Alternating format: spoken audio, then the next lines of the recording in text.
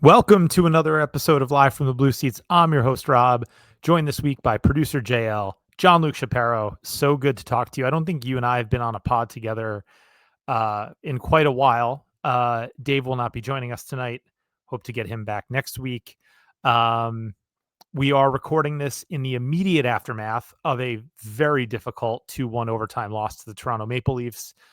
Much more of the same from New York Rangers. Excellent 5-on-5 play, just great overall hockey. Outplayed the Leafs for a vast majority of the game, but then lose on a pretty, pretty brutal Mika Zibanejad turnover, fanned on a wide open shot, led to a 2-on-1 the other way. Nylander to Matthews, not how you draw it up if you're the Rangers, but a good road point. And Juuso Parssinen, of all people, breaks the interminable scoring drought. We're going to dig into that a little bit more and get to some questions as well. JL, how are you doing? You are right. It's been a minute since we've done a podcast together, but I'm doing all right.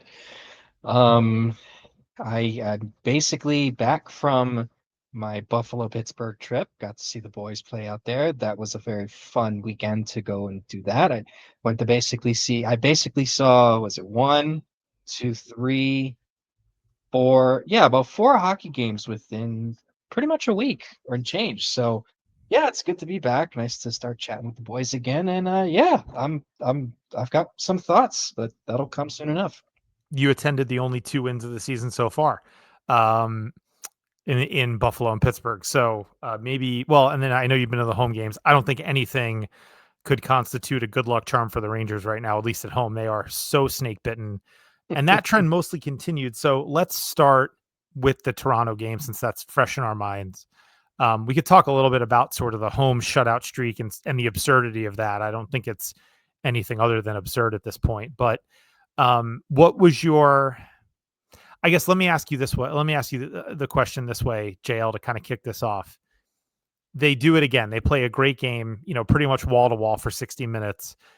But I will say it's slightly discomfiting is the word, right? It's a weird word, that the game ended that way, because I do have some worry that the player who turned the puck over, knowing his sort of struggles with mental issues, right, and confidence issues in previous seasons, I have a slight worry that the game ending on that note might be a problem for him. And now I'm really interested in seeing how he responds on Saturday in Montreal. But how do you feel in the aftermath of that game? Do you still feel mostly positive, or does the way it ended give you a little bit of trepidation? Well, obviously I'm upset, because it sucks to lose that way after having such an, incredible, even strength effort. You know, I don't even want to even acknowledge the power play as of yet. I mean, they are still doing, they are generating chances, but overall though, I mean, it's more annoying than anything because of how early in the season it is. Um, I'm hoping, to your point, because that is a very legitimate concern about Zibanejad. He's played incredibly well so far, so hoping that's going to keep him going. Also, with the presence of JT Miller and Mike Sullivan, who have really taken an interest in him, I'm hoping that this can sort of kind of just be sort of a blip on the wall or blip in the radar rather than something that piles on, because it seems as if just generally the guys are together more. They look like a cohesive unit. Yeah. So I hopefully he will look better, or he'll look the same as he could be in Montreal on Saturday, but I mean, you never know. I mean, that is a genuine concern, but I'm not worried about it now. Even Miller talked about it after the Edmonton game. Then he said it's early. Now, obviously, you want to try to capitalize on as much as you can, as early as you can, because last season was, a huge season where that was basically missed opportunity after missed opportunity. But just looking overall how they've played as a unit, it's night and day, and I think just that will keep them going. I think so too. And obviously we jumped right on moments after the game ended. Normally, I would watch post game, especially for the coaches' comments. Although I'll be interested to hear some of what the players say.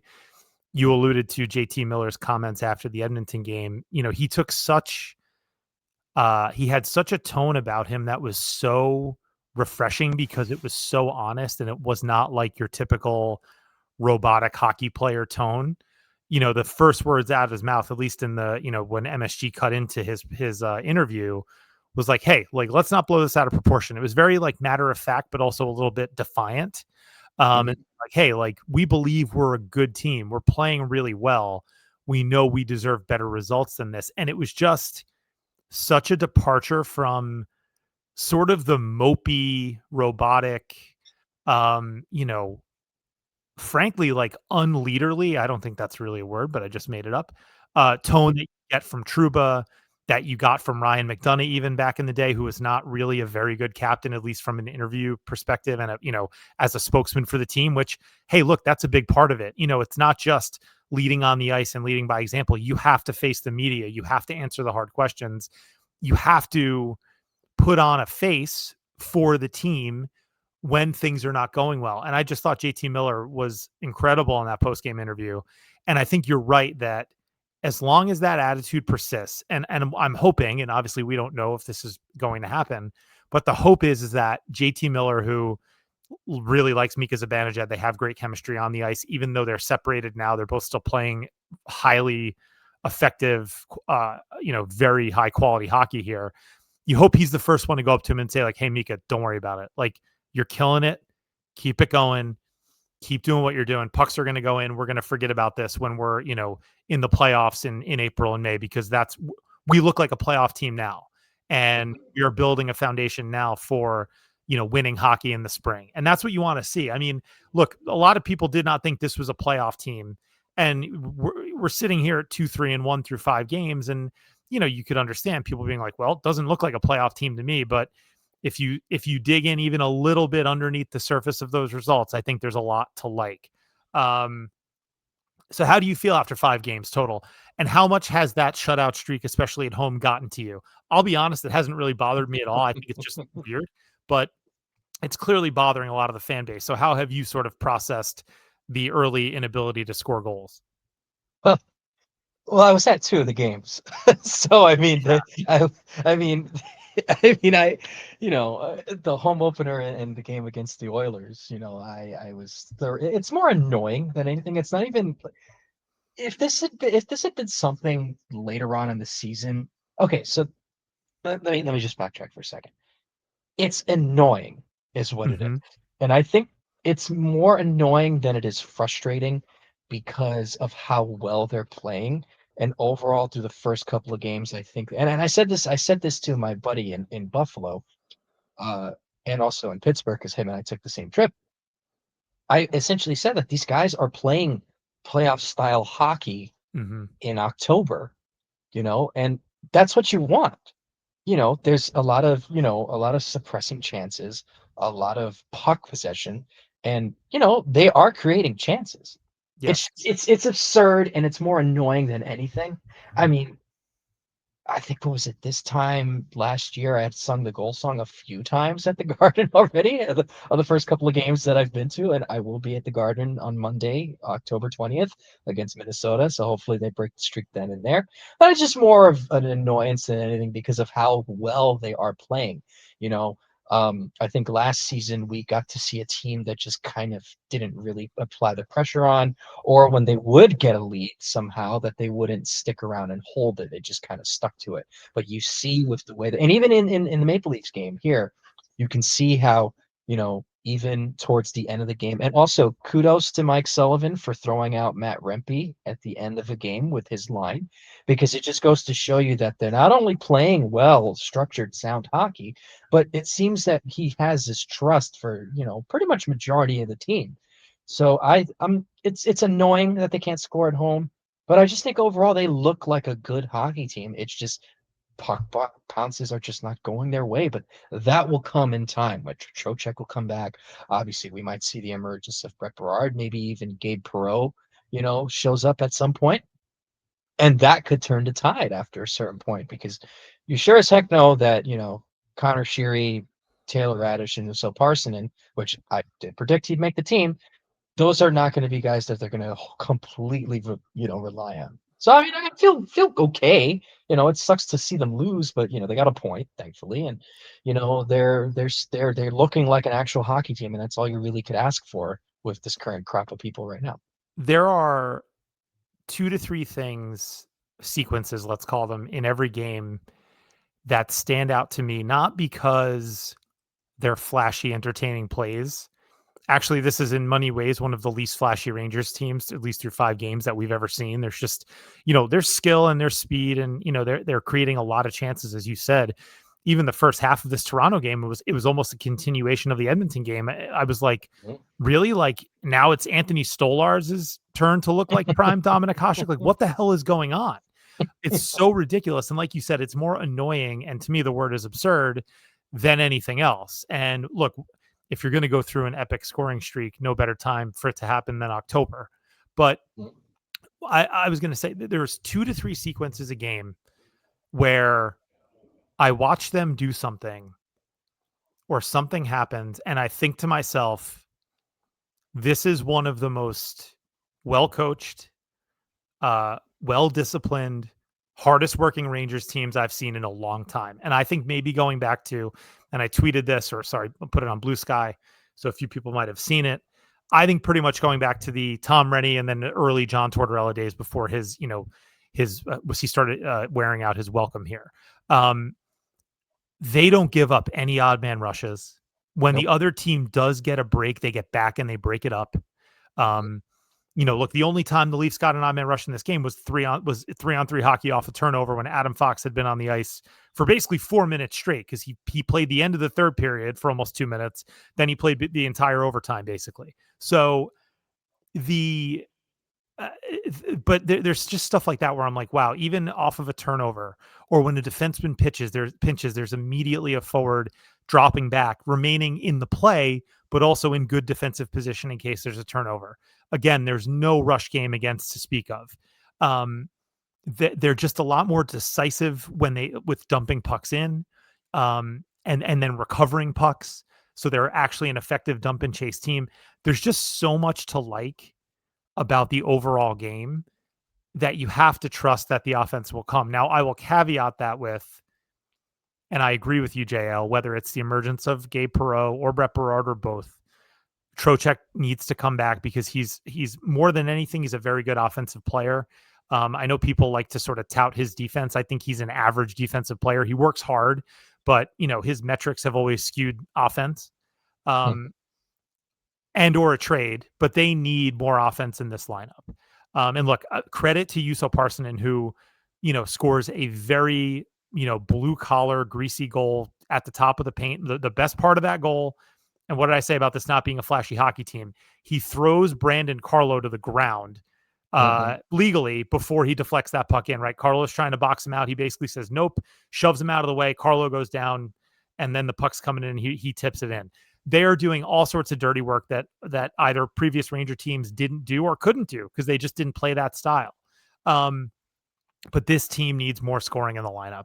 That to me is the thing. There just is not enough quality. I do think Panarin will get going. I think Zibanejad will get back. He's probably not going to be a 40-goal player ever again. It is what it is with aging curves and the way players, come out of their primes. But you'll probably get 25 to 30 goals out of Zibanejad. You'll probably get 75 to 80 points out of JT Miller. But this may also be one of those Rangers teams where the leading scorer has like 80 points. We may not have a 100 or even a 90-point player, and that's okay. Like, look at the score sheets of those Ranger teams that went to the finals and conference finals under AV. What was it? Zuccarello, Brassard were leading the team in scoring with 60 points or so. Much more balanced attack and much more cohesive 5-on-5 game than the sort of top-heavy power play reliant game we've seen in recent years, which obviously leads to gaudy point totals, but doesn't always get you all the way home. Any other thoughts on the team at large, JL, before we get to the questions? Well, this is I want to touch on something that you wanted to you mentioned in our chat was the defense and how good they are not only up on the rush but just as a unit in general, how well they've played, and I think that's really been the backbone of. I mean, obviously Igor is Igor, of course, that goes without saying, but considering how well or how bad the defense was, with basically the same core of players outside Yes. of, Vladislav Gavrikov, but I'll touch on him in a second. The defense, not only on the rush, but just generally, they've been active with their sticks. The system allows for these specific type of players to do what they need to do as defensemen. We've talked about this ad nauseum, and I know that Dave has mentioned it before, is that, they're not switching around so much. They release at a different point in the Mhm. defensive zone that allows for either the forward to come in and pressure one of the guys forechecking, but what it basically does, it keeps somebody in front of the net. And one of the big issues with this team last season was that someone was always bleeding into the, man on man system that, was being used, and would always end up with Igor basically on the floor with a puck behind him. With Igor playing incredibly well, you notice that they're just standing in front of the net, and it's hard for teams to kind of get around that, and then what you alluded to was just on the rush. You know, Will Borgen looks fantastic. I'm not saying he's going to win the Norris, but Will Borgen looks like an NHL defenseman who can shut down a decent line. Mhm. Urhokkanainen, probably the weakest link, but he's had his moments. He He's had been some pretty good fine. moments. Yeah, he had some pretty decent moments in this Toronto game. And one thing I noticed about Vakanainen, with him being the weakest link, is that he was muscling a guy behind the net off the puck and then putting his body in perfect position to make sure that when the puck would get to him, he would have an easy exit out. Matthew Robertson, uh, coming in and taking one of the last spots, he's looked competent. Carson Soucy, before he unintentionally intentionally injured himself. Not saying he did it on purpose, but he kind of did it on his own. He did it on his own. He's looked great. And obviously Adam Fox, hitting his point total is in goals, getting 3 goals already after getting what 3 goals in February last year. Mhm. He got his third goal in February. And then the rest of the units, Schneider, it's taken a little bit of time for him to kind of come back from his labor injury, but he definitely looks solid. But the unit just overall just seems to really be carrying this team with Igor. And I don't think a lot of people are really talking about it. I mean, you see the post on Twitter and on Blue Sky about, Will Borgen being up there defensively, and, just the rest of the team just kind of really fitting in. But obviously this also kind of goes into Vladislav Gavrikov. We waited all summer, and I don't think I've ever seen such a technically sound defenseman that Yeah. the Rangers have had for quite It's a some great way time. to describe it. He's extremely technically sound. Right. He knows what to do with his stick. He knows where to put it. He knows where to place his body. He knows when to release, when to press. And he's been a real compliment to Adam Fox, and you've seen that already over these last couple of games. So I just think that that is probably the biggest highlight outside of Igor, is the fact that this defense has out of the gate looked fantastic. And I'll say this before, you make your point, because I just want to get it out. Um, when they started in Buffalo, having watching it in person obviously is a lot different than watching it, on a TV.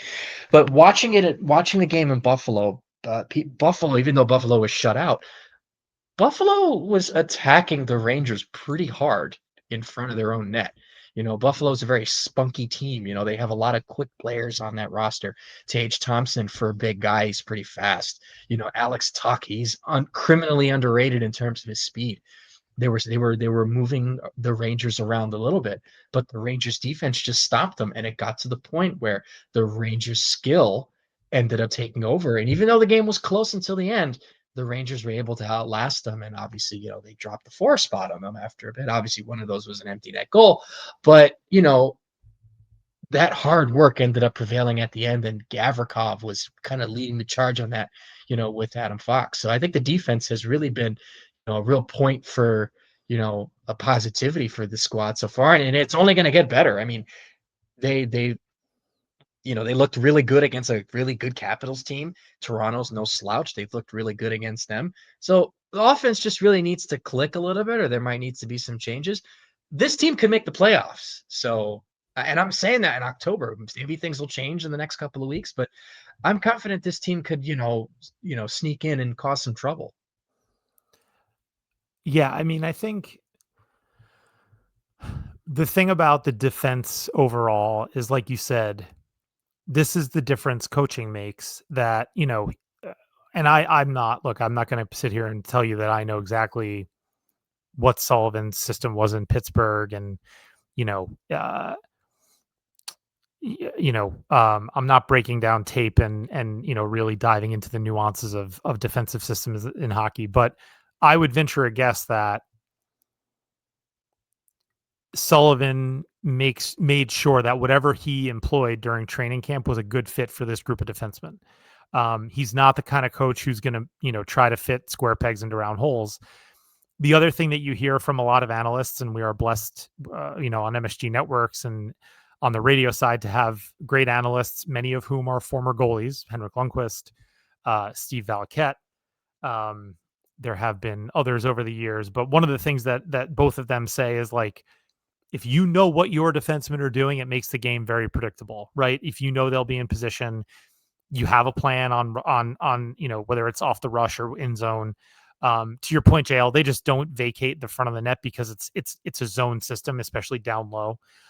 So there are always at least two guys in front, the center and one of the defensemen. Um, if not three, they're just completely clogging the middle.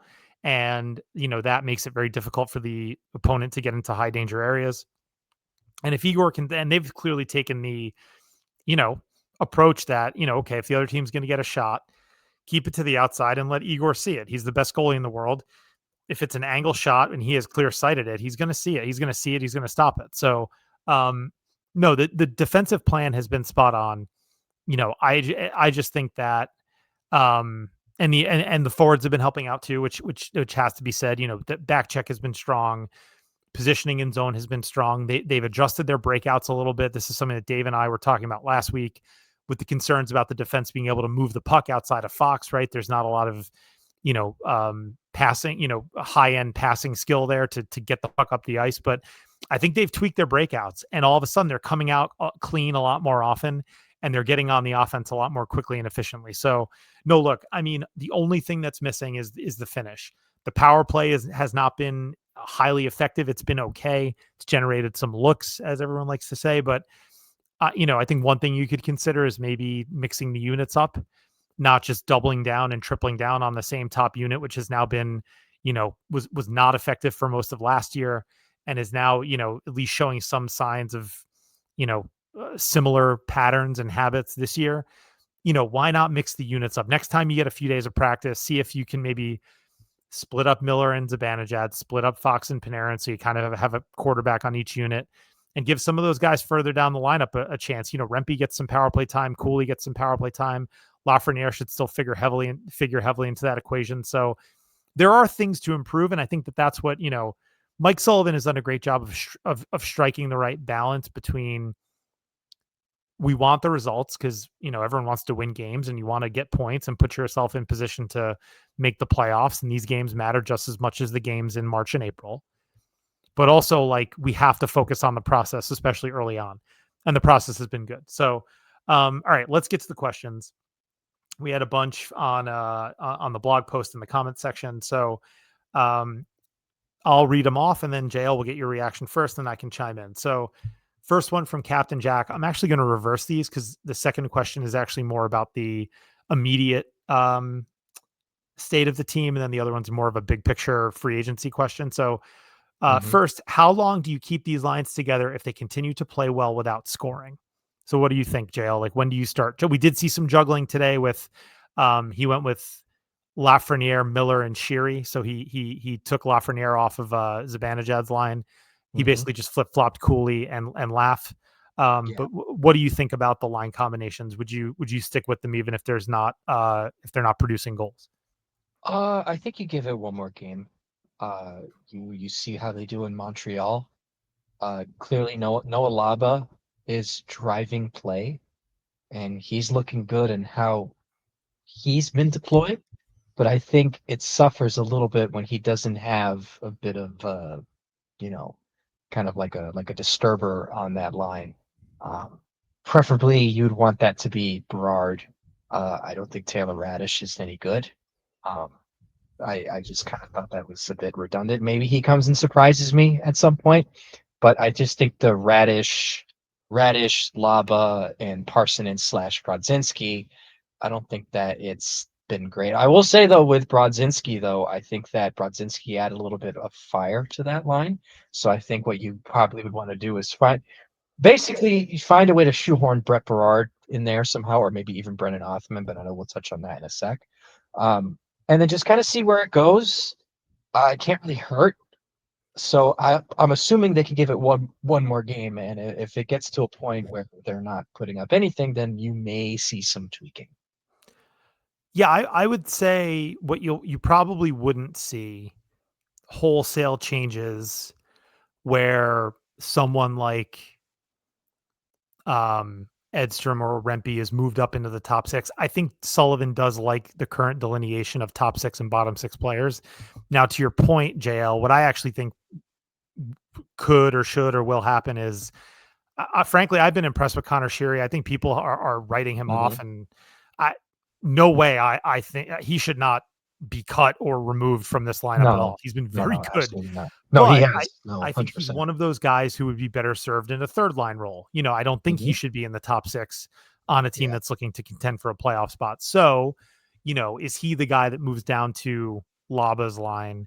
And then, do you move Trocheck up? Zibanejad kicks out to wing, and Sheary's the third liner again. That seems to me, where you'd get a mix with between top and bottom six. But I think until Trocheck's back, you're probably going to see this top six and bottom six stand. I would say that, look, unless they get massively outplayed, and not even massively, unless they start getting outplayed for a couple games where, again, they're not winning the battle in terms of scoring chances, shots, expected goals. I would think they're going to stick with these lines and just make minor in-game tweaks to try and, loosen things up. Um, so far the combinations are working, and I don't think there's anything to mess with until further yeah, notice. they're just really snake bit. Honestly, they're Yeah. actually generating chances. I think I think what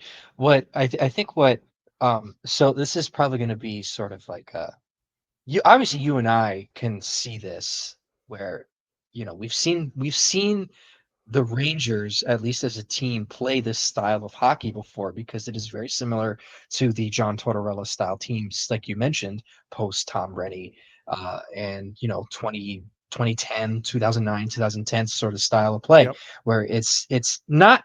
I want to say obviously this team is way more skilled, but it's not as low event. But there is a huge emphasis on defense. So I Yes. think what a lot of the calls are online for are the fact that we're not seeing them, putting up these gaudy numbers and losing or winning games 7-6 because are they do are they fast? Not necessarily, but they can play a fast game. We've seen it. There's a difference between speed and playing a fast game, and Hmm. and playing a fast game really can win you a Stanley Cup, aka the Florida Panthers. So I think what a lot of people are seeing is not the same flashiness. And obviously with Panarin, probably still hurt and Miller being hurt, that's known that plays a part into it. But a lot of people aren't used to seeing them play like this. And I don't want to sound like I'm signaling just a younger subset of people, but when you've had that sort of play go on for more than 7, 8 years, even Quinn's teams were like this, where they were very high tempo in Hmm. terms of just like full speed offense. You know, uh, Yep. it's a bit jarring, and I do agree with your point about Connor Sheary playing well. I mean, he was signed to be a third liner. He's being shoehorned because of his style of play with the Trocheck injury. But I agree. I agree that he should stick around.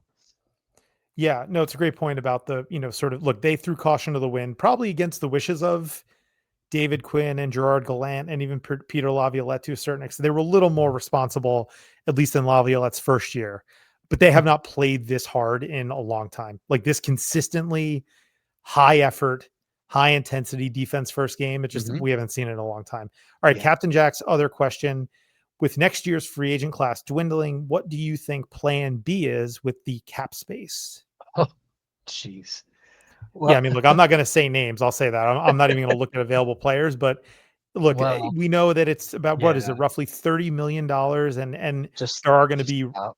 yeah, but there's going to be RFAs to sign and guys you want to keep. So let's call it $20 million.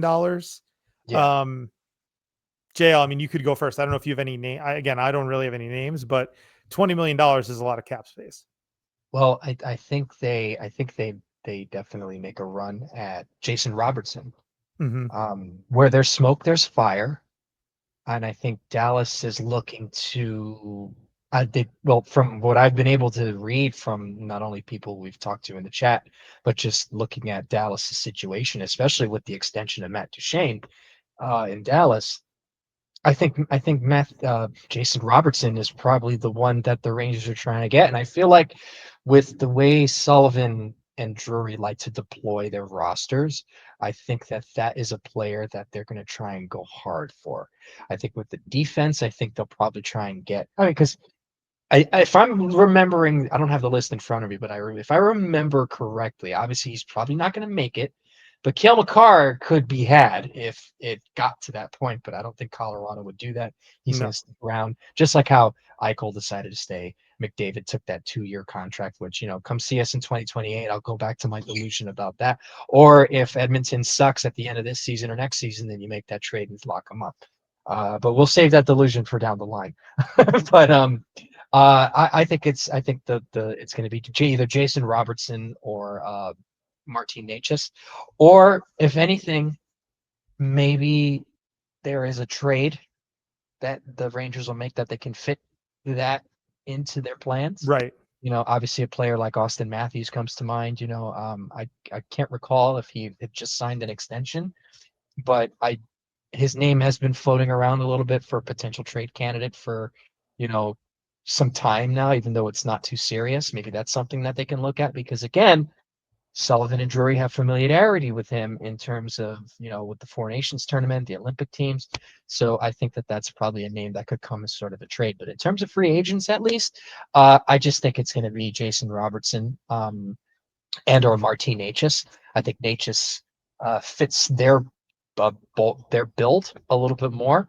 I ideally in the past wanted Martin Necas with Philip Hedl because they were both teammates in junior. They know each other very well. They were, really superb as a unit, as a to combination. But obviously Heedle's in Vancouver now, so but Necas could kind of fit that hybrid wing role that could fit into a Sullivan type system, and then yeah, I mean that's all I can think of is really just it's Jason Robertson. I think that's really going to be the focus now, and this is the time the Rangers actually get bold and send an offer sheet and say, hey, we're going to do the Brian Burke or the uh, what's his face from Montreal, Mark Bergevin kind of thing, Hmm. Don Waddell sort of thing. Why not? What do you have to lose at this point? Well, You you know? don't. Right. So that's a great point. The other thing is, look, even if there is not one big ticket free agent, you could sign two or three very good players for, with $20 million. You're talking about what, two $8 million and a $4 million player, or a 10 million guy and a $10 million player and two $5 million players. The other thing it does is it opens up the possibility for trades, right? You mentioned that already, but just you have the ability to accommodate a large contract via trade. So yeah, I mean, look, this team, while they're in it for the long haul with Sullivan, they're kind of um let's use an overused term here, like retooling or rebuilding on the fly. They've Mhm. turned over over half the roster from, when you go back to last year's opening night. Um, so it's a lot of new faces. It's a lot of guys who, are almost on 1 or 2 year tryouts, right? Your Will Borgens, your Connor Sheary literally came in on a tryout. Mhm. Yuso Parsonen, a lot of the middle and bottom of the lineup players are kind of like, all right, are you potentially a long-term piece for the future here in a depth role? Um, so they're doing the retool on the fly thing, but they also hired a coach that they want to be here for a long time, and they're also trying to make the playoffs this year. I think that there's no secret there. This is not a rebuild year. It's a, we Mhm. are trying to compete while also continuing to turn the roster over a year, and we Mhm. want to maintain our flexibility going into next offseason. Now, look, I do think that the elephant in the room is, do you re-sign Panarin? It has been a weird start for him. I'm in the vast minority here. I understand that. I don't think he's as bad as people think he's been. Um, I guess his first couple games were pretty rough, but he's been pretty involved offensively. He had like 10 or 11 shot attempts in the Edmonton game on Tuesday night. He was pretty good in the Toronto game again. I think we've been saying about this. We've been saying this about him. I'm sorry, for most of the last 5 years, especially, in these tighter style games, playoff style games. Like, you'd love to see him try to get to the middle of the ice a little bit more. He just seems to float on the perimeter, and he tries that fadeaway wrist shot from 50 feet a lot. That's become Mhm. kind of a staple of his game, which I don't love. He's not driving towards the net when he does that. He's kind of fading away Mhm. when he does that. So, there's things about his game that I don't love, but I don't think he's been bad by any stretch. But look, he's in his mid 30s, and guys just don't stay at that peak production level forever. And what do you want to invest, you know, 9 plus, 10 plus $1 million a year that would eat significantly into that cap space on this player who, I think is liked by Mike Sullivan and is liked by Chris Drury, despite some of the weird stories that have come out over the years, but maybe doesn't fit the long-term vision for the team. It's a really weird call, especially with Gabe Perreault coming up, who to me is almost, they're hoping he's somewhat of an Artemi Panarin replacement. Maybe he's not, he doesn't replace 100% of that production, but he replaces 80% of that production. So it's an interesting question for sure, but Mhm. we do have a long way to go until free agency. All right, next Mhm. question from BR Green. Elliot Friedman is floating Offman rumors. Do you think he will be part of a package for a fourth or fifth D man? And if so, who would you target? Mm. Very specific there. I don't know why it has to be a defenseman. I don't know if they need a Yeah. defenseman right now. As No, you detailed, honestly, JL, like the defense is playing really well, and like yeah. Will Borgen might just be good, and people might just have to be okay with that. It's not I don't know. exciting, but he might just I be good. I agree with that. And just to touch on that real quick, I said that last season towards the end, Yeah. even on a smaller scale of Verhoeven, the these guys, they're not you already knew that Chris Drury was building up for a Mike Sullivan hire of what he was building with the players that he got because Parsonen isn't a uh, Parsonen isn't a Laviolette player. Vakanainen isn't a Laviolette player. Yep. Borgen isn't a Laviolette player, but you could see he was trying to lay the foundation, and you can see them reaping the benefits of that a little bit, with that. So, I think well, another reason why people are saying defense is because obviously they're not pretty names, of course, but also the rumor has gone around that Mario Ferraro has been sort of kind of thrown out there as a possibility as like a depth defenseman. But I mean, if they keep playing like this, you really could just run it with those guys and possibly Scott Morrow and then shoehorn Morrow in there when you want to get him some reps because I think the Rangers are really high on him, on Morrow as a defenseman. I actually like him very much as a player. So that being said, I think if they were going to trade Othman, it would be for a forward. I can't really think of anybody yet, but also I think too this could also probably be something to try and light a fire under him a little bit because I Hmm. think it's not a coincidence. I mean, well, then again, nothing is ever really a coincidence in things lately, especially with Chris Drury. If you know anything about Chris Drury, you know Chris Drury's not someone to do things on a coincidence. And the Rangers like to play and send messages to the media. So obviously, it seems like they're being very delicate with this. And, whether it's from them or not, it's come out. Rangers is very tight lipped with things. Hmm. So clearly, Drury was like, hey, put this out there. You know, um, I think it's either a mix of that they're trying to get him going because I think they want to see how he does. Because, Sullivan waxed poetic about Othman. And I even wrote something about the blog for that, talking about how he is, even though the demotion was not great, this is something that he could learn from, and I guess the same principle somewhat applies to Brett Berard too. So But I think if there were a chance that the Rangers would trade Offman, I think it would potentially be a part of a bigger package to get a more established forward that Yeah. they could fit under the cap. Because obviously with Trocheck going away, he's on LTIR. That gives them about three and change with cap space. Is it about three and about three and change from what I read, potentially. Um, so I think that that's probably the direction they're going to go with that, or they might just call him up and tell him, listen, go ahead, give him a tryout, and then if that's the case, then he'll probably get traded for a forward. But um, yeah, I think the defenseman really the thing just comes out because of the whole Mario Ferraro thing. But I don't think the Rangers are going to trade Brendan Hoffman for Mario Ferraro. So, but you know, No, and look, I mean, the job of a general manager is to always look at areas to improve the roster. I'm not saying this is a Stanley Cup worthy defense by any stretch of the imagination, but I think that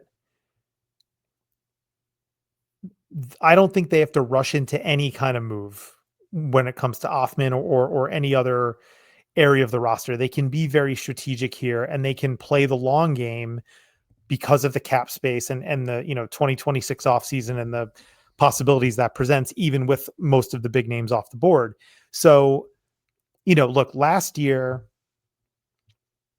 was a disaster, but it was necessary in the sense that we know Drury wanted to break this core up because he didn't think they had, it was not the right mix of players, right? Let's just use that as the phrasing here.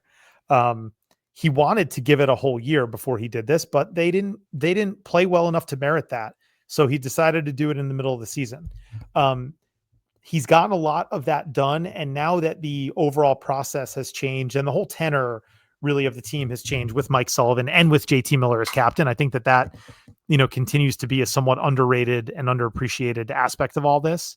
Now you can be a lot more strategic in who you target, who you send out, and who you bring back. This can be a little bit of a slow build, knowing that, you do want to promote from within. Like you said, they're high on Scott Morrow. I think they definitely wanted him back in that Keandre Miller trade. We know Gabe Perreault is going to figure into the future here. We know Brett Berard is going to figure into the future here. Noah Laba, was earned a spot and is part of it. So this is a process, and I think that that we just have to. And I've been saying this going back to the summer, JL. I know you heard me say this at some point. Like, the most important thing for the Rangers to do the first 2 months of this year is to play 2 months worth of a normal hockey season. And yeah, like the results might be frustrating and we want the process to continue to be good, but like the fact that the last 4.5 months of last season was just all drama and all the attention was what was going on what was going on off the ice. And you could tell that the players were distracted. You could tell the coach had checked out. You could tell the general manager was pissed. It was not about hockey, and it was not about, they weren't building towards anything. Now they're building towards something. And even if it doesn't come this year, there's at least a better chance now than there was a year ago that it will come in future years if they stay the course. So they've established a course. They're in the early part of that process. Now you just need to stay the course. And look, if an offer comes in that blows you away for Brendan Hoffman, sure, do it. But you know what? He can also play in the AHL and wait his turn and convince the coaching staff there to recommend him as the next promotion, because this could also just be something that motivates him. So we'll see. All right, next question. Ranger fan 62. When will the Rangers wake up and create a third line of Cooley, Berard, and Laba? Leave the fourth line alone. How about bringing up Perreault and giving him top 6 minutes? All right, so just real quick, I'll jump on this. Why? What is the pressing need to put Gabe Perreault in the top 6 right now? I guess might he produce some more goals because he is a skilled player and he's a playmaker? Sure, but there's no proof that he's done it. Again, also in this hypothetical situation, Connor Sheary's out of your lineup. I know that sounds like, okay, that most fans might say like, sure, yeah, get rid of him. But I can tell you A, that's not going to happen. And I can tell you B, like they would probably miss him. This version of the Rangers needs that type of player who can be an example, who's going to work his ass off every shift, who is productive in all 3 zones. They're not taking him out of the lineup. So like, again, this is me and Dave and I have been saying this, and I'm sure you agree, JL. Like there is a certain level of like, and I know it's hard in the face of 180 and a million minutes without scoring a goal until, one basically goes off of Yusa Parson and Shin, but you got to be patient. Like you don't need to call the kids up. You don't need to force guys into the top six. That's how Capo Caco got ruined.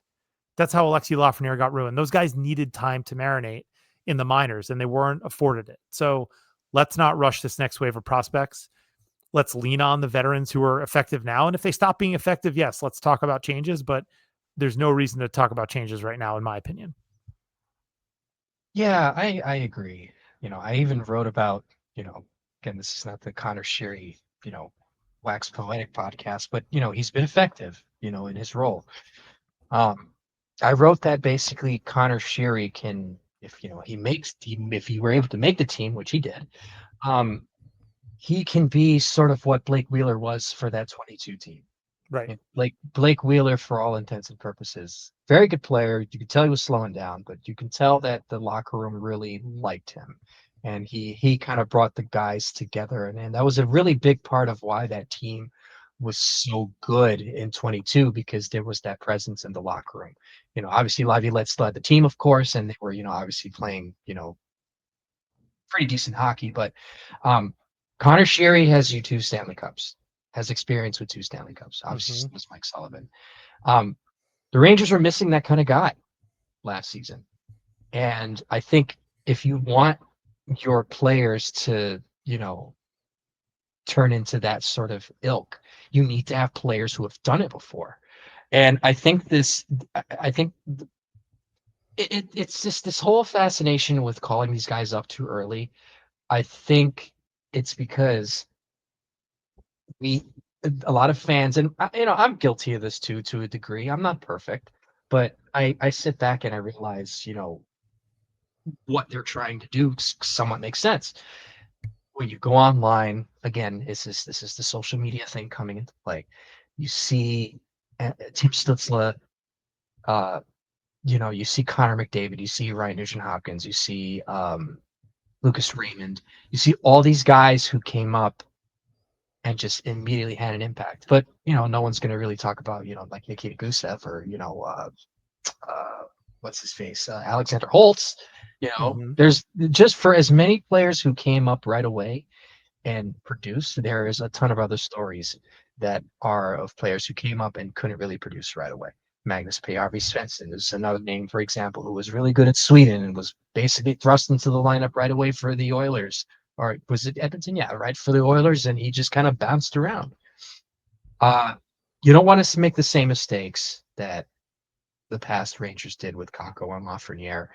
Um, they need time to marinate, and also you're taking Will Cooley off the top six. And look, I'm not fighting with Ranger fan 62 here, but I think Will Cooley's presence in the top six has done wonders with his play style, and he certainly deserves it. And then you know, I mean, what else would what's going to be different for Gabe Perreault on the top six here than in Hartford? Clearly, his confidence is going to get shot. Right. That's If the you fear. Yeah. if you pay attention, right? If you pay attention to the final two preseason games before the final roster cuts, Gabe Perreault was mediocre, Yeah. right? He was Because not standing out. because towards the end of the preseason, that's when the majority of the teams are pretty much playing most of their regular what would be their regular NHL lineup. Yep. And Burrow was absent. And that's not to knock the kid, but he clearly needs some seasoning. So I think, like you said, we need to preach patience. This is something that I think that it's like you want them to do the right thing, but then you kind of want to see immediate results, and social media doesn't really help with that. But I mean, they're playing well. I mean, I could understand I can understand to a degree, and I'm probably repeating myself, but I can understand to a degree if they were playing and they looked like a mess. But this looks like a very cohesive, well coached hockey team. Right. So it will come. Hockey's a very streaky game. Miller will heal up, Panarin will heal up. They will become more of a cohesive unit. If for those who were really, who couldn't really remember 2014. I mean, everybody thought that, Vigneault coming in, everybody was questioning the efforts of, Rick Nash and Derek Brassard and Matt Zuccarello when they had that rough stretch to start the season, and then they end up winning the conference title. So it's a long season. I mean, it's just a long season. So we need to Yeah. preach patience. Yeah, and it's better to bring up a young player when he has had the seasoning and his role is well defined and the opportunities are there for him, as opposed to just look. You don't want to bring up Gabe Perreault with the intention of putting him in the top six, but then realize, oh, he can't cut it. So now he's gonna have to play on that like weird third line, and that's not the right spot for him. And that's how development gits stunted when there's no plan or defined track for the player. The other problem that the Rangers have that I do think they need to resolve is that the power play has become so entrenched that it is a little bit of a blocker for younger players. Like even Lafreniere, who's been with the team for 5 years now, is only on the top power play unit because Trocheck's hurt. Like at some point, they need to break the units up and give some younger players a chance on the power play. I also think it'll breathe some life into the power play. That's obviously a bit of a tangent, but something maybe we can discuss on future pods. All right, two more questions from Spozo. No surprise that the big three 2026 free agents signed, two of which long term. Why does it seem that out of all of the major sports leagues, men's sports leagues, I always like to put that in, WNBA is pretty major now, men's sports leagues, practically no elite NHLers ever make it to free agency? Seems like they either re-sign out of loyalty or teams ensure they don't let a player walk and they are traded to a team that does sign them long term. Um, I do have some thoughts about this because there is definitively more loyalty among hockey players. They just do not chase the sort of attention that free agency brings you the way that athletes in other sports do. I mean, we've seen, you know, uh, you know, the decision by LeBron and the Otani sweepstakes and the Juan Soto sweepstakes and all those things, which I think are great stories and great entertainment. Hockey players just don't really operate that way. I think had Connor McDavid said like, nope, I'm going to test free agency in 2026, it would have been the biggest hockey story since maybe Wayne Gretzky being traded. And I think you would have had some level of national coverage of all of the different pitches that teams are making for his services. I think it would have been great for the sport, but clearly that's not what Connor McDavid wanted. So I do think there is like an attitude thing among players that just makes them different from the athletes in the other, major men's sports. Um, that said, yeah, I mean, I think there is also an element of like teams will just trade them if they're not going to get anything for them. They're just a lot of teams don't want to lose guys to free agency for nothing. So, and then that enables the player to sort of predetermine their future a little bit. If the team wants to make a trade, you know, they often will do right by the player and send him to a place that he wants to go to. The Mikko Rantanen thing was so wild because he got traded twice in one season. But I kind of share Spozo's, I don't know if there's frustration in the question here, but look, I think a Connor McDavid sweepstakes would have been an amazing thing for the NHL from, a headline perspective and an attention perspective, in a crowded sports landscape, but that's not how the players operate. And, it does hurt their marketability. And, frankly, I will say it probably does hurt their earning potential because Connor McDavid absolutely left money on the table by taking that 2-year deal in Edmonton. He just did. And sure, he does have a chance to go to free agency again, but what's going to stop him from taking a 3 or 4-year deal with Edmonton the next time he's eligible? So, I think it's a weird one. I don't know if you have any additional thoughts to that, JL. Yeah, I've expressed this both publicly and privately to people I know. Um, Obviously, being the fan of a team who just spent the most amount of money on a player in baseball history, there was a certain thrill to that in the Juan Mm-hmm. Soto sweepstakes. And even with the Otani thing, granted, we all kind of knew where he was going, but there was still some things shrouded in mystery. Well, where's he gonna go? Could it be Toronto? Could he He's go getting back on to the private Angels? planes. We're tracking his planes. Yeah. Yeah, apparently he's in planes and he's not in planes. John Morosi is reporting false information. So I think that so this kind of boils down to the hockey player mindset, right?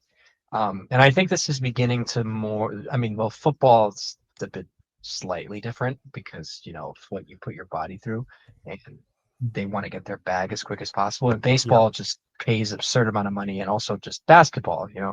But I think with hockey players, they grow up on this farm or in a very close knit community, whether it's a rich or poor community. They're usually pretty close knit for the most part.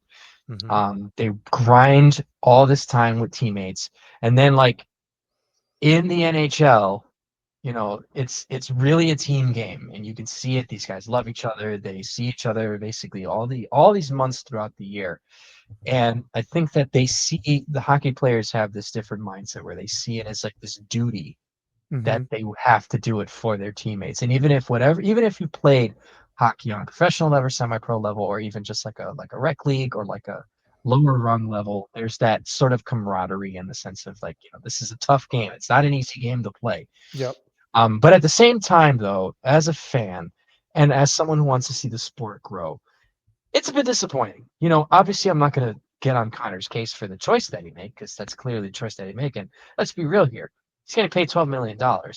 He's not. It's not like he's going to go to sleep poor. You know what I mean? Right, but But he's probably worth double that, and he would have gotten agreed. close to double that on the true open market in a wide Right. open free agent sweepstakes. Yeah. Right. If Kirill Kaprizov can get $16 million or 16 or 17 mil around that range, Hmm. clearly McDavid's going to be worth 18, 19, probably 20. And Yeah. he is worth it. He is. So I think what so I do understand the frustration as a fan because those types of things bring excitement to the sport. I'll give an example. Uh, the Steven Stamkos non-sweepstakes that almost happened. That would have been something that would have really boosted the game at the time Hmm. because he was just beginning to catch his stride after a really somewhat disappointing first season with the Lightning. Just catching his stride. He was this bona fide shooter, awesome center. Steven Stamkos was the guy, right, for that period of Yeah, he was time. basically the third best player in the league behind Ovechkin and Crosby, but he was Right, close. Like he was in that echelon with them for sure for a few years. right. Stamkos is a guy that could carry a team. And the Hmm. rumor was that Toronto was really going to make a big push for him once the free agency opened. And then it just kind of fell flat because he re-upped with Tampa Bay before the free agency period signed. I'm trying to remember the exact year that was. It might have been 2012, I think, 2011, around Yeah, that it sounds time. right. This is around the time the Rangers signed Brad Richards. Um, so it's a fan. It's disappointing to me because you know with the cap going up, what the cap's going to be by the time McDavid's contract runs out, the cap's going to be over, probably close to like 107, 108 million around that, maybe between 105 and 108 million, maybe a little Yep. bit more, and also depending on how much the NHL makes in revenue with the TV contracts and all this stuff. So somebody with deep pockets, you know, the New York Rangers being one of those teams, could really fit that in to the cap and still have some sizable contracts that they can somewhat afford. So it's disappointing because now you have to wait 2 years. You don't really know what's going to happen. You're in a worst case scenario. He could get traded to Florida on a deferred freaking contract or like Oh a yeah. contract that gets taken out. You Let's know, not but entertain that. yeah, no. Or maybe he gets traded to the Rangers. Who knows?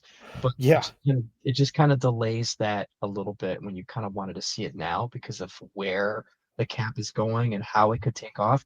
And then, who really knows what's going to happen between now and then? But it is disappointing. You want to see that in hockey. It just sucks that we're not really getting it. Eichel having a sweepstakes coinciding with McDavid would have been really fun Yep. because it would have forced teams to really have to make a choice if they're really serious about the bidding. But I mean, hockey players just tend to be a bit more conservative in that regard than other players on other sports. So it's a No bit doubt. disappointing, but what are you gonna do? Yep. All right. Last question from Nikki70.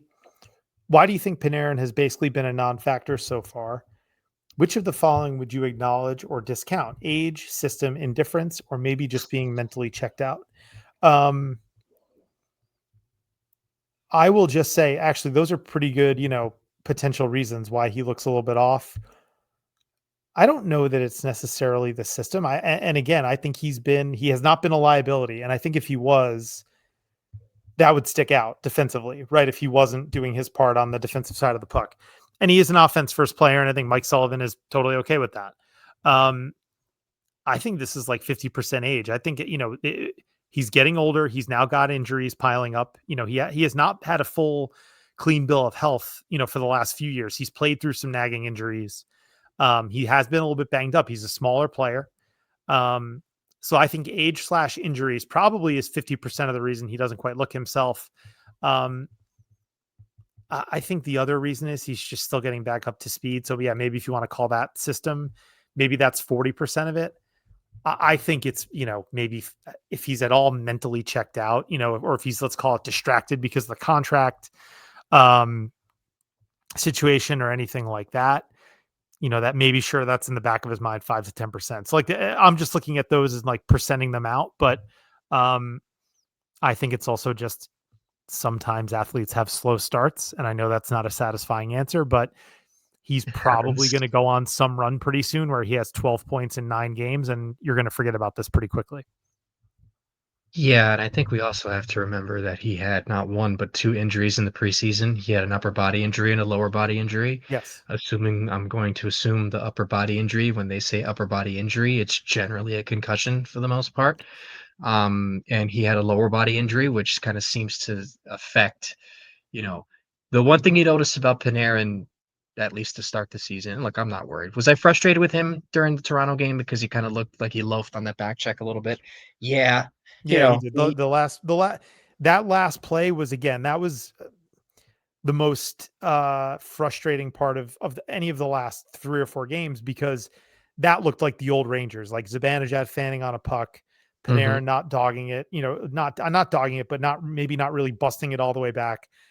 Fox hits the deck early as opposed to staying on his feet, which he's been so good at over the years. hmm It was just like, and there's 3 players who are like legacy players who were here for a lot of the previous good, but a lot of the previous bad. So Yeah.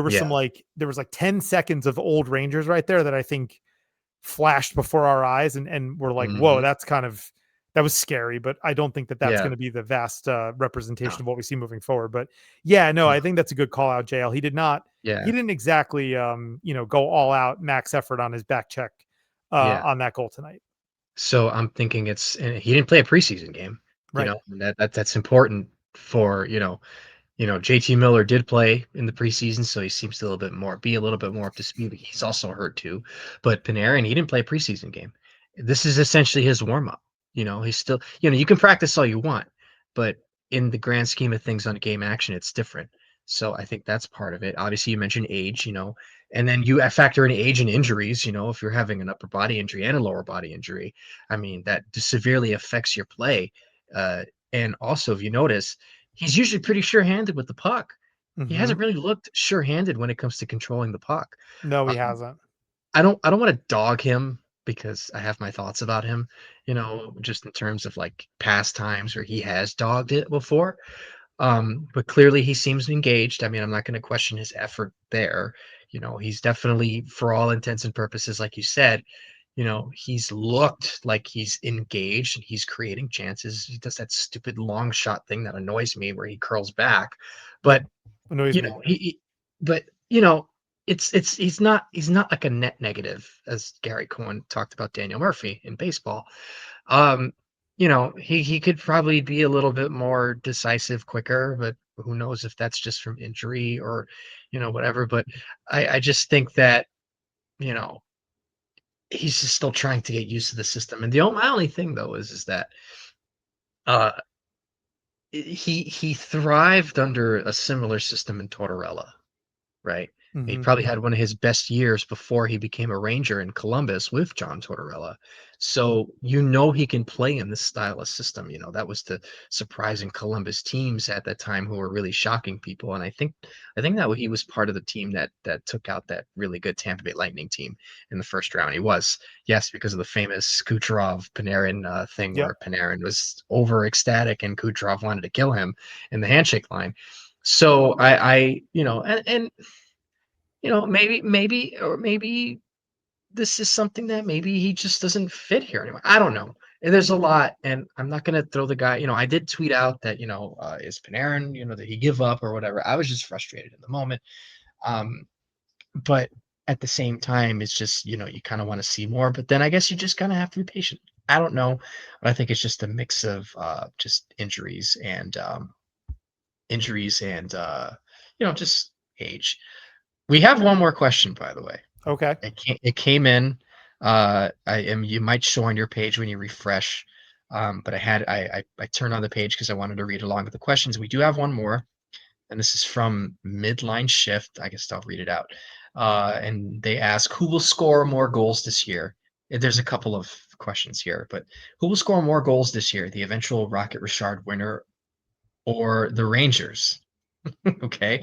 And then he follows up with, if the Othman rumors are true, what's realistic return? And then they write, P.S. Congrats to producer JL for having more net passing yards last week than the Jets, which is Yes. true. Thank you very much. I Yep. I Well I, done, I JL. couldn't I couldn't do it without the fans. But yeah, so who will score more goals this year? The eventual Rocket Richard winner or the Rangers? That's an interesting question. Well, yeah. I mean, what? Usually a team will score about 240 goals in a season if you score 3 a game. So, even if the Rangers score 2.5 a game, that's what, uh, 220, 200 something. So yeah, 200. They're going to score over 200 goals. So, and that will be enough. Mhm, Again, as long as the defense and goaltending stand up, this sort of thing will even out. And they got to get better at the power play too. I mean, that's clearly that's where goals come from in hockey. Look, mhm, uh, I know again we talk about sustainability and repeatability and what things are, predictors of future success. Power plays can be volatile. They can disappear in the playoffs. They can reappear out of nowhere. mhm, The Rangers did consistently have a great power play for many years on end until last year when it all fell apart. But most good teams have at least an average power play, and that gets you a lot of goals throughout the course of the season. So that is something I'm going to look for to improve because for the first time in forever, JL, like 5-on-5 play is not an issue. Um, mhm, so now you got to focus on special teams, and the kill has been fine as well. So that means power play. Power play's got to produce, especially in big spots. That's all about getting timely goals, when you're in close games. Um, again, we talked about the Othman thing. I don't think they would want to just trade him for picks. I think you'd want to see, um, some sort of almost NHL ready asset coming back. Maybe it's like a change of scenery type trade. We've seen those happen in the NHL lots of times in the past, especially in the early part of the season before you hit the deadline. The deadline is when you get all of your expiring contracts for futures trades happening. This is mhm, more like, hey, is there another prospect who's on the cusp for another team who just can't break through and that, basically a fresh start candidate elsewhere. Because that's what, Elliot Friedman kind of, classified the Othman situation as, maybe he needs a fresh start. So that's the kind of trade partner I think you'd be looking for with Othman, and you'd ideally get a young forward back that, you know, may benefit from a change of scenery as well. So yeah, that's my thought on that stuff. Yeah, I can't really speak much on the first part of that question because I mean it's obviously the Rangers as a whole are going to score more. I will say though we touched on potentially the team having an 80-point guy being the top Hmm. being the top guy, so maybe there will be somebody who will probably outscore a couple of players as a group on this team. Who knows? Yes, the Um, Rocket Richard winner may have more goals than the highest two Rangers combined. That would be an interesting prop bet or something to keep track of. Yeah, but I mean, w- how many? I don't have the number on this, but I mean, how many times has the Richard winner won a Stanley Cup? Oh yeah. But Oh yeah. I No, mean, for sure. that's another conversation for another day, though. In terms of Othman, yeah, I do agree with what you said on that. It's probably going to be either a change of scenery trade, but it's definitely going to be an NHL piece coming back because of the fact that he's a prospect, so to speak. But I do think though that he does get another shot this year, though, for sure. And Dave would always allude to the fact that this roster that was on opening night is going to be a lot different than the roster that you'll see either in November or even towards the trade deadline. So that means that Berard will probably be here, and that means maybe Othman will get a chance. Right. So I think that it'll be foolish for them not to give him a look before potentially wanting to trade him. And I don't think the Rangers are that big on trading him per se, as much as they want to see what they have in him because they do have the spot. It just all depends on how much they want to hitch their wagon to a guy like Taylor Radish or Huso Parsonen, because obviously Noah Laba is going to be on this team. He's going to be somebody that's going to really make a difference. He's your third center of the future, and then you just kind of build from that. And just to touch on one thing, I was thinking about something you said earlier, and this will wrap up the questions part. You talk about hunting for free agents and cap space. The Rangers, essentially, with guys like Adam Sikora, Adam Edstrom, Matt Rempe, Dylan Rubrick, that's a name to look out for. You're also looking at, Yaroslav Chemlash. Thankfully, I got that Hmm. right. Players like that, those guys, I think, will be the ones that will round out the bottom six outside of like a veteran here or there that could kind of be like a locker room guy. And that being said, you get those guys on the cheap, gives you more money to spend on free agents, top end, and give you that sort of skill. And Yep. especially the Sullivan system with a guy like an Adam Sikora or a Rubrick that would thrive in a Sullivan system, I think that that's the direction that they're going to go. Yeah, that's a great point. I mean, it's funny, the broadcast during the Toronto game compared the current Ranger fourth line to the very famous erstwhile best fourth line in hockey. I say somewhat facetiously for the Islanders, right? Cizikas, Clutterbuck, and Martin. And look, I mean, I love throwing shade at the Islanders, but that was a very effective No, they fourth were really line. good. The Yes, they issue were. with them was that they all got big contracts. And Uh-huh. that's what you cannot do. And they ended up being what? I think it was $10 million tied up on the fourth line.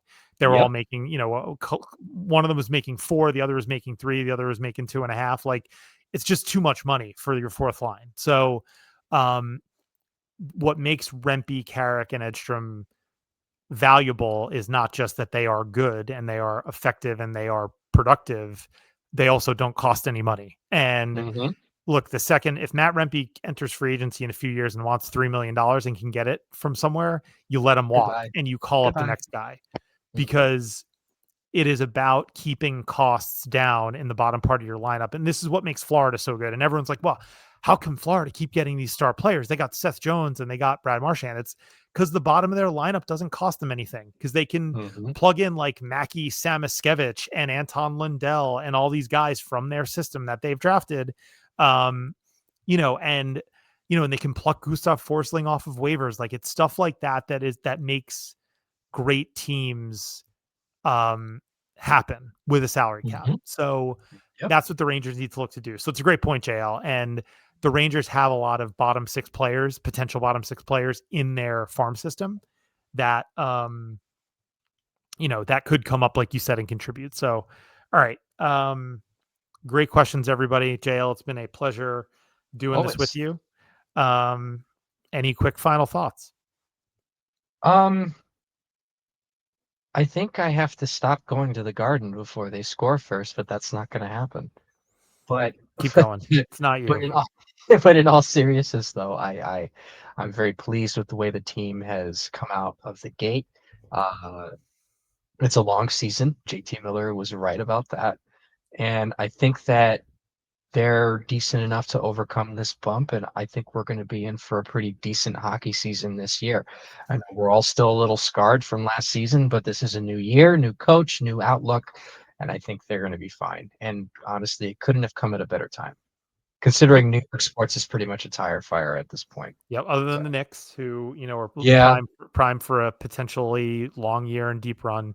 No, you're right. so It's it could very well have been a relatively dark fall and winter, but mhm. I agree with Could the you. No, I mean this could the is garden be Eden? as Maybe everyone the likes to garden will be say. eaten. Yes. Who The knows? Rangers have looked about as good comprehensively, right? 5-on-5 offense, defense. Again, special teams have been effective. You just want the power play to cash in more. This is as good as they've looked top to bottom in a very long time, and it's not even their most talented roster that we've seen. So that's where the work will come in. That's what Chris Drury has ahead of him. But as we've been saying, that's a long-term outlook and a long process to sort of get to, that 2 or 3 year period where your roster is in perfect shape. There's work to do there, but they're certainly moving in the right direction. And if you lay the foundation that they've started to lay with good, structured, sound hockey where you're outplaying your opponent most nights, you're going to be fine. You're going to win a lot of games. So agreed, JL. Thanks everybody for listening, and we'll talk to you next week.